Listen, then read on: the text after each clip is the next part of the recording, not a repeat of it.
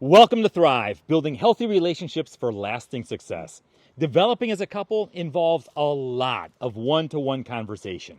Conversation about your ups and downs of the day, about how you're feeling, what's important to you, about your hopes and your dreams. Now, most couples who are dating, they are confused when their married friends say that they don't have enough time to talk. What they don't realize that its everyday family life absorbs the majority of our attention. Now, most couples talk to each other on a given evening or weekend, but what they lack is regular, focused time to talk as a couple. You see, most marital talk occurs as snippets rather than these extended conversations. So, how do you develop talk rituals? So a couple talk ritual should have a clear transition and a clear exit point. And ideally, the transition should be tied to some other regular event like breakfast or dinner or when someone comes home. Furthermore, it should occur automatically with no renegotiation taking place. So a great example is having coffee time in the morning before the kids get up. When the coffee is gone, the conversation is over. So basically, it's a timed conversation. Some couples use walks. I mean, that's what we did. We would walk almost every day. We had this 3-mile walk that we would take, and we would just talk with each other. We would just share with each other. It was phenomenal. Other couples, they come together in the bedroom after the children have gone down for the night. But there's a danger there. Most couples, straight up, are too tired. It's called fatigue time, and often that's the only private time that couples have. But that doesn't mean it's a good time to talk. It can be difficult to incorporate 15 minutes of daily talk time. If you're not able to incorporate a daily talk ritual, you might find a way to have special talk times during intermittent times, such as brunch on the weekends. And if you do that, you've got to be more conscious of connecting during the routine times when you do have conversations every day.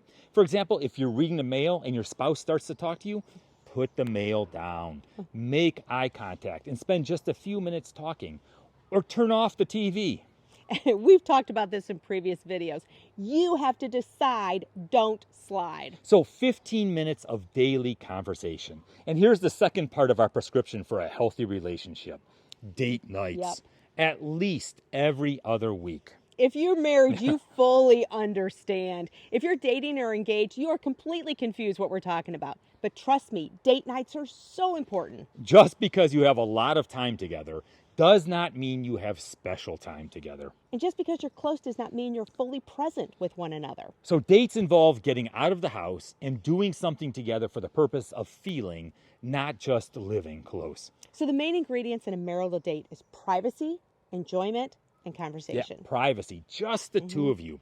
Going out with friends, it builds community, but it's not a date. Many couples rarely go out alone, and they have forgotten how to relate as them as a couple. Yeah, and enjoyment is the second ingredient in a marital date. In other words, the activity, whatever you do on that date, has got to be enjoyable for both of you. Now, it doesn't have to be expensive. You just have to decide what you want to do. What we have done in the past is once a week, the other person asks the other one out on a date, and you have to plan the entire date.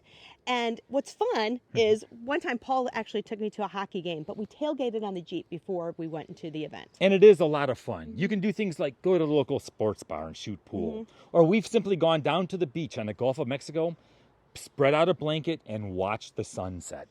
Follow through is extremely important. It is extremely important. And the third ingredient is having a good conversation.